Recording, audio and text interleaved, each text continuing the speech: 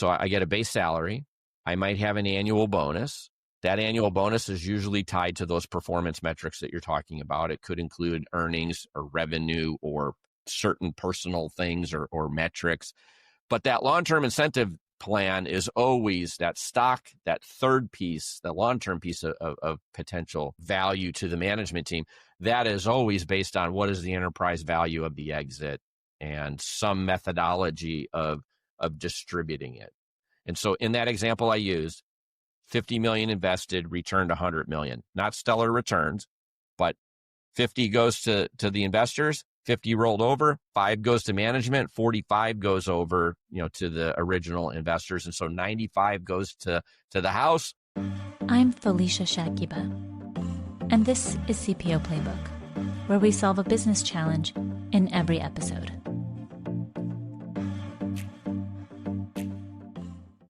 Today, we're tackling a challenge that sits at the core of private equity success, but is rarely talked about with the honesty and clarity it deserves. The challenge is alignment. Specifically, how do you align leadership, employees, and investors after a company is acquired? It's one of the trickiest parts of post-acquisition integration.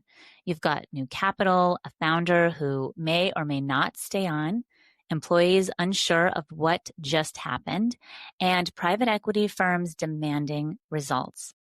Our guest today, Adam Coffey, has built and sold multiple billion-dollar companies across 58 acquisitions. Adam, thank you so much for joining us today. It's good to be here. It's good to see you. I'm excited. Hello to all your listeners out there. Let's dig in. Yeah, I'm thrilled to chat with you today.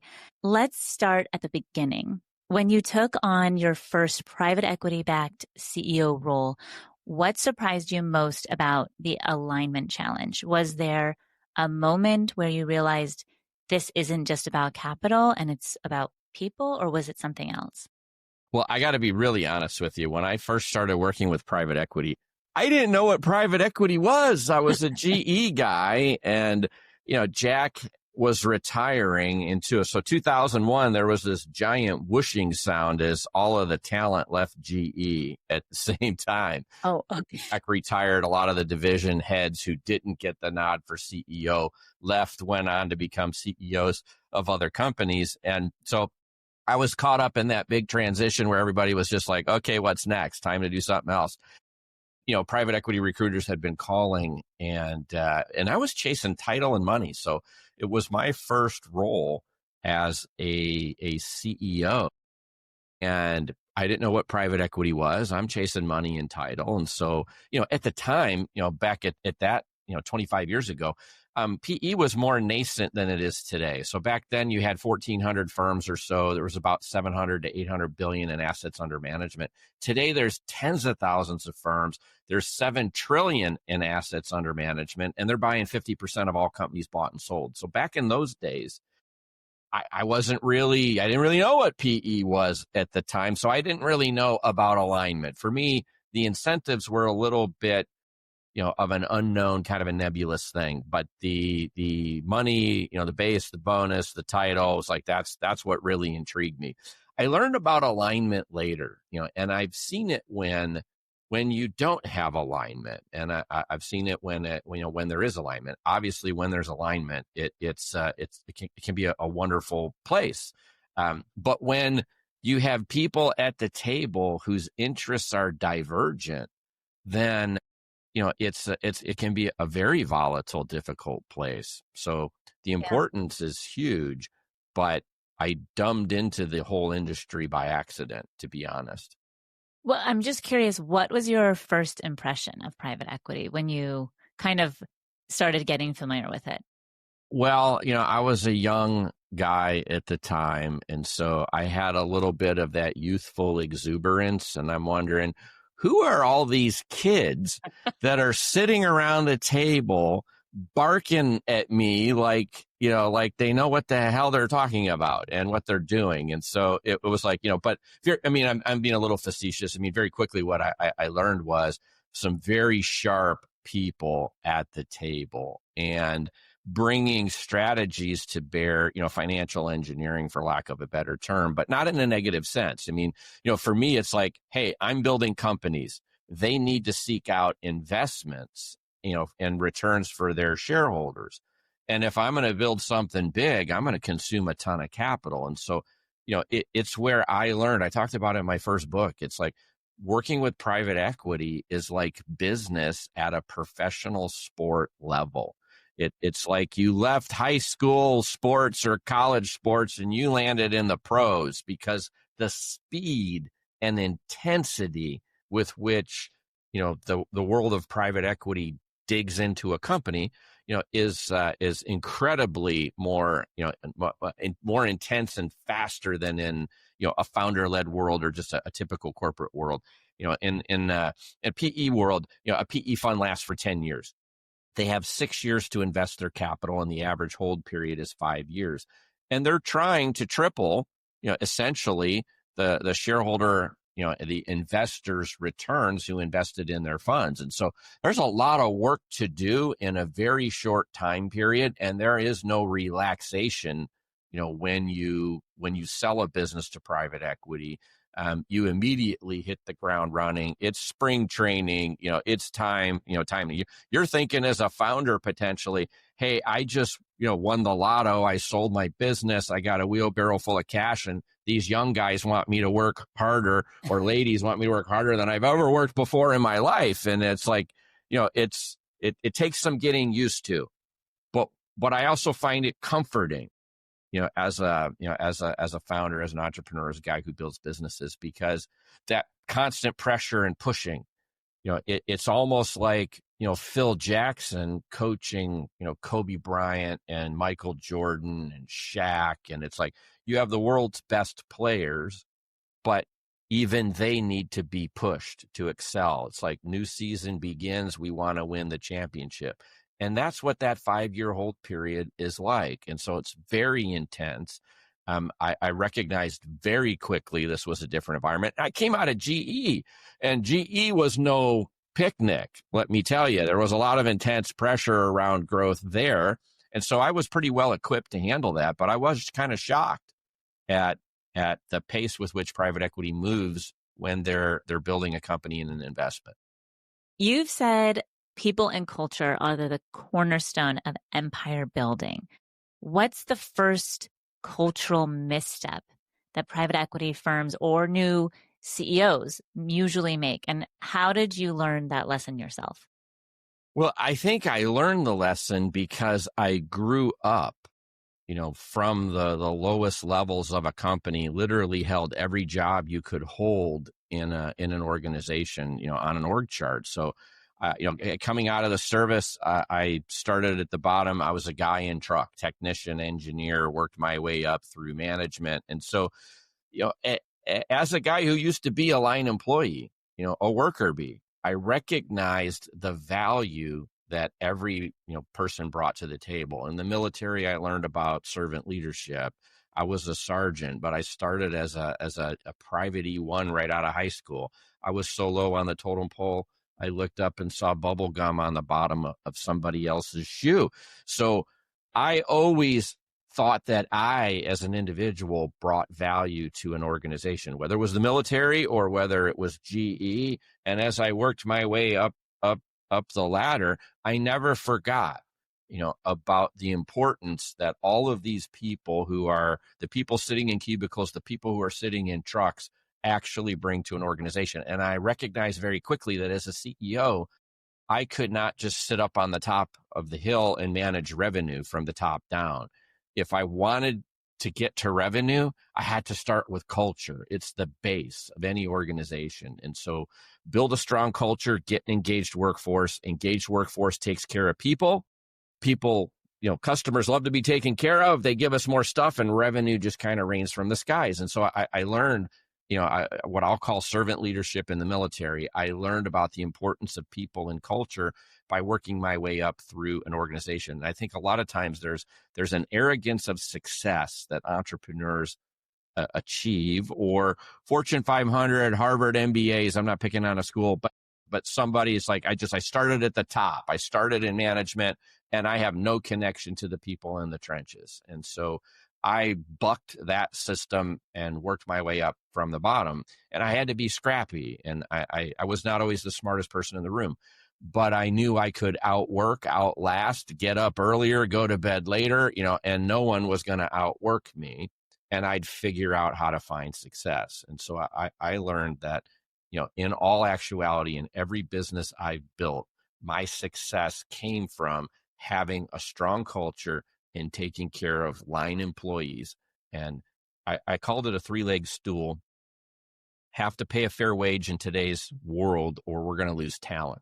Can't afford turnover. People don't want to work. Everybody wants to be a TikTok millionaire and sit on the couch, and nobody wants to work hard anymore. And so it's hard to find people. And if we're going to grow a big business, we're going to need a lot of people. So pay a fair wage, have great benefits, create opportunity, probably the most important one. For those people that want to sit in a cubicle for 20 years, God bless them.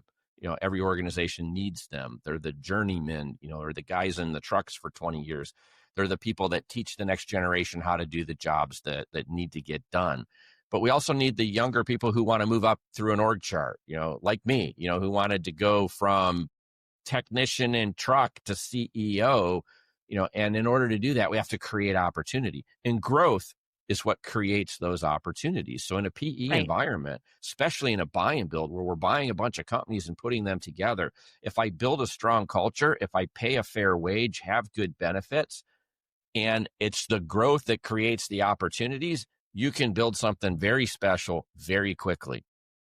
We'll be right back. Welcome to The Human Role, your go-to podcast where HR and payroll collide with innovation.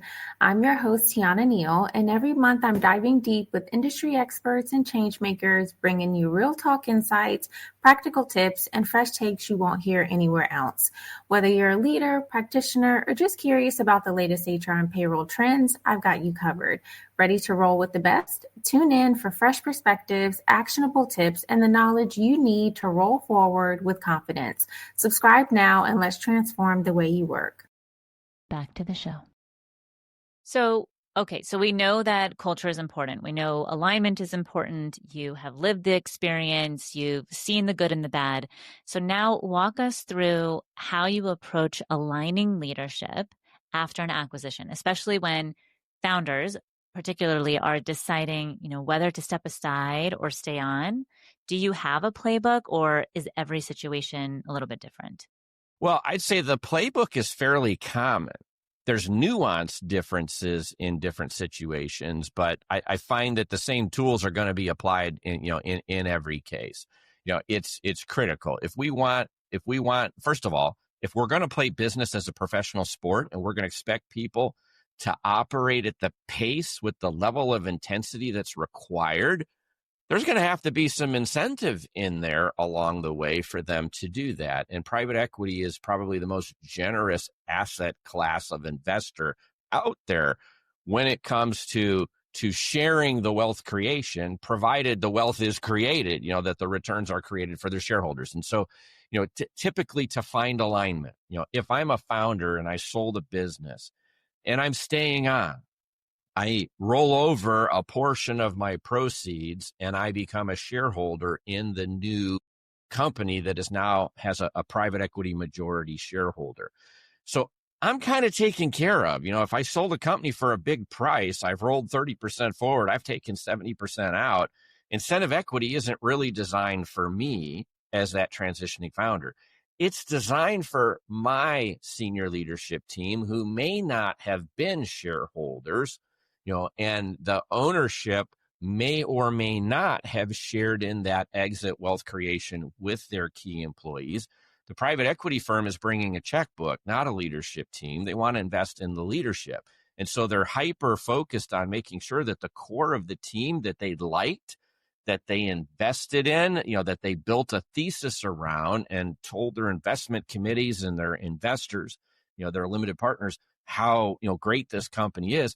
They got to keep that nucleus together. And so, newsflash, they don't come in and want to replace a leadership team. They want a leadership team to work hard to generate returns, and they're willing to share those returns. And so the way that they do that is they create usually it's multiple tiers of stock. And equity comes in and they invite management to write checks and to be co-investors in the same instrument or security that they're invested in. No difference. And so they can be a check writing investor. But a lot of members of management kind of in that second tier down, if they didn't participate in the exit, if the founders didn't give them a bunch of money, they may not have a lot of money to invest. And so in order to drive alignment, to seek their engagement, to want to help, create a good outcome, an incentive equity is then created. And that incentive equity is generally shared. About 10% of that class of stock is used to create a pool. I've seen it as low as 8. I've seen it as high as 14, kind of averages 10. And I'd love to talk about some changes I've been seeing recently. Yeah.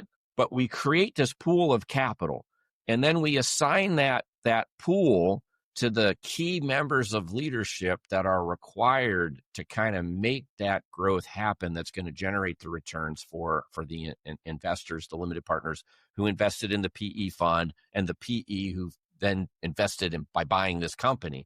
And so they want us to participate. Now, I, as a CEO, would generally take less than what would traditionally be allotted to me as a CEO, because I wanted to push that incentive equity deeper into my organization. And I wanted more people on my leadership team to participate in the outcome of wealth creation. The more people who are incentivized, the harder everyone works. And it just gives me more of a nucleus of change agents who are willing to go the extra mile because they've got some skin in the game. So one of the things I've been seeing recently that's kind of a shift, and I think it's KKR that started the trend, is actually creating a portion of that incentive pool for the benefit of all employees in the company. And so it's not just key leaders or senior leadership, it's potentially all employees in the company. And I work with a lot of private companies now in my consulting practice. And I'm seeing a lot of founders now who are recognizing the value of incentive equity. And I'm teaching them about the need for building culture and building alignment. And so I've seen recently some of the companies that I work with create a pool of incentive equity for senior leadership and another pool that was good for all employees in the organization. So line employees, people in cubicles, people in trucks, people working in warehouses, all having some form of incentive equity. When they create that pool of capital, it's interesting how we ultimately designed handing it out. In one case, we took, for every year of service to the company, an employee got 1 point. At the time of exit, however many employees we had and however many points there were dictates what a point is worth. And then based on your tenure, you got, if you were there for 20 years, you got 20 times as a janitor what potentially another person might have got who's only been there 1 year, but was a mid-level manager. And so I've been seeing, these tenure-based pools that have been created. Mm-hmm. And, these can be life-changing events. And so slowly over the decades, the incentive equity is finding its way not just to the senior most executives, but also into mid-level management, people like me pushing it deeper. PE firms like Ares, the last company that I worked with as a CEO, Ares had a 12% pool, which gave me more to work with and go deeper. But then they also created a pool for the benefit of line employees. And so we were giving out small grants, and we were giving them to line employees. And we were giving out like 400 grants a year. And so almost like in a Fortune 500 world where you have a bunch of stock options to give out, I'm seeing more and more as time goes on, a willingness to create larger pools that are pushed deeper into the organization, just to that point, to drive alignment farther. If I want to retain employees, I need them to feel a part of a strong organization, and for them to say, "Hey, I've got skin in the game here. Why would I leave to go work for you for another $1 an hour when I've got this long-term incentive plan?" Yeah. I feel like this topic comes up a little bit more and more as I speak to private equity operating partners and so forth. And it's interesting because I feel like there's a lot of different ways to do it. It's, you can say, yes, we give everyone, equity, but what exactly, do you know the specifics of an example that you could share of what does that incentivization look like? Because I feel like you can work that in a lot of different ways. What are you incentivizing? Are they tied to behaviors? Are they tied to revenue? Is it tied to tenure, like you said? And how much are you actually giving out? And does it depend on how big the industry is or where the business is and what stage? Like, how does that work? Yeah, so a lot of different formulas, but variations of a common theme. So let's talk about the common theme. Let's say private equity invests $50 million of equity to buy a company. So they've got 50 million skin in the game. Usually that first 50 million, there's no benefit to the shareholders or no benefit to the employees. The return of the original equity is kind of the built-in line of demarcation. When private equity hands out stock, these are incentive units and they're taxed at capital gains rate. And so if we gave actual stock in the company that had value, we'd be creating a taxable event. So what they do is they say, Class A stock, we paid, we invested 50 million. The first 50 million of returns at exit goes to the Class A shareholders. Then Class B kicks in. And so let's say a company sells for 100 million. So the first 50 million went to the original investors. It could include employees who wrote a check, and I wrote checks every time I ran a company, but a lot of people didn't. So just the equity was returned and those people get their money back. Now, anything that's left rolls over to a B class of stock, and that B class might now include 90% of the stock is owned by those A shareholders who put in the equity, but 10% is now owned by a management pool, and that funds the pool. So in my example, they paid 50 million of equity to buy a company. They sell it for 100 million. There's 50 million of gain. Then 10% of 50 million is 5 million. 5 million now goes into the pool. And then based upon how many people are in the pool and what percentage of that pool they own, that 5 million is then distributed on a cap table to all of those members of management. And so you could have the A shares or where the equity comes in may also include a preferred yield. So not only are they getting their 50 million back, but let's say there's a 10% yield. Then by the end of the first year, that pool is due the first 55 million. And then the next year, it would be 5.5 million added. It's now 50.5 million. And so, it's like that it adds up, it accumulates. And so and I know I just messed up the math. It's okay. But directionally, it could have a preferred yield. It may not. More sophisticated PE firms don't use preferred yields. Other ones do, so that is a point of differentiation. If I'm a founder selling a business, I might be looking at this, how does incentive equity work for my employees, and my team? And geez, when there's a preferred yield, that could bury management behind a bunch of preferred returns, meaning there's going to be less money in the pool. So I might be mindful of looking at that. But like my last one, very fair PE firm, and they had no preferred yield on their stock. So equities returned, they get their money back. Now all the returns go into a pool where 10% was siphoned off and given to management. So that would be kind of a normal construct. Sometimes they add another class of stock, and that class of stock is above a certain return threshold.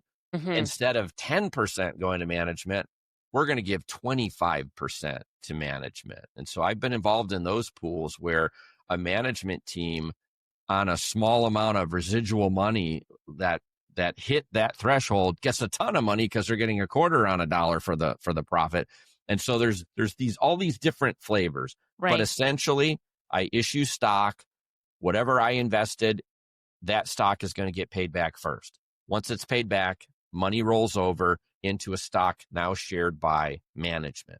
When management, when there's a sale event, It's funding that pool. The pool goes to a cap table based upon the number of employees and what percentages they own.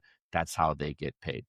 And it's always based on, call it the enterprise value.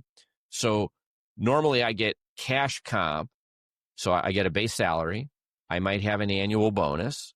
That annual bonus is usually tied to those performance metrics that you're talking about. It could include earnings or revenue or certain personal things or metrics.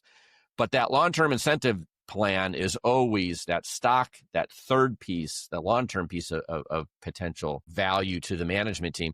That is always based on what is the enterprise value of the exit and some methodology of distributing it. And so in that example I used, 50 million invested, returned 100 million. Not stellar returns, but 50 goes to the investors, 50 rolled over, 5 goes to management, 45 goes over, to the original investors. And so 95 goes to the house, 5 million goes to the management team. But on a $200 million exit, it would have been $15 million in the management pool. Because 50 returned to investors, 150 rolls forward, 10% of that's 15, that goes to management. So for management, the incentive is work really hard and dig in and bleed and make this happen because you're going to participate. And the bigger the company gets and the more valuable it becomes, the bigger that pool is and the bigger your personal payday is. And so we don't focus on what is a limited partner making. We're focused on good outcome, bigger pool. What is management making? And that's alignment. What's great for everyone. We'll be right back. Back to the show. Okay, so you're leveraging incentives to align behaviors that ultimately will, if everyone is aligned behaviorally, they will all share in the success, which makes a lot of sense. But let's kind of test this theory, and let's say how does a company align behaviors and culture when the company isn't hitting the mark? So you have a firm, maybe they've been, been in the private equity portfolio for 2 or 3 years now. Maybe the market has shifted. Maybe COVID struck. They're not doing well. So the constant conversation from private equity is like, we're not hitting our mark. We're not hitting our mark. Then it's like, well, what incentive do I have to work hard if I'm not going to get much out of this? Yeah. Well, and this is a problem, right? I mean, so you're describing, the COVID was a great example because that happened a lot during COVID. So what happens when the company is not hitting its marks? Well, the first thing the private equity firm is going to do is try to do an assessment on why are we not hitting the mark. And so you have to separate external macroeconomic factors like COVID. So maybe COVID hammered your industry. You were a non-essential business, or you were, but you still got hammered, for what other reason? Your clients weren't essential businesses, or whatever the case may be.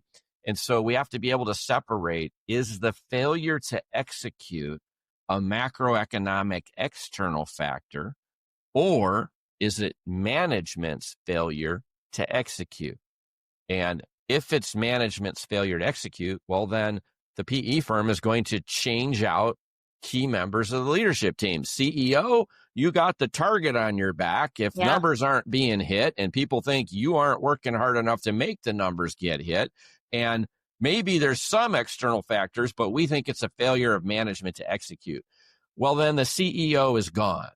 And it could be the CFO or CRO or some other senior members of management are gone. This is nothing different than I've got a baseball team and I'm expecting to win the World Series and my team is not even making the playoffs. And so I've got to change the nucleus of players I've got on the field. And so it's incumbent on PE to recognize when we've got a management failure to execute and to step in and make key changes to the roster in order to get this team back on a championship trajectory. When it's a macroeconomic condition or set of conditions. I was a CEO during the Great Recession. I was a CEO during the pandemic. So these were two times where some companies and industries got rocked.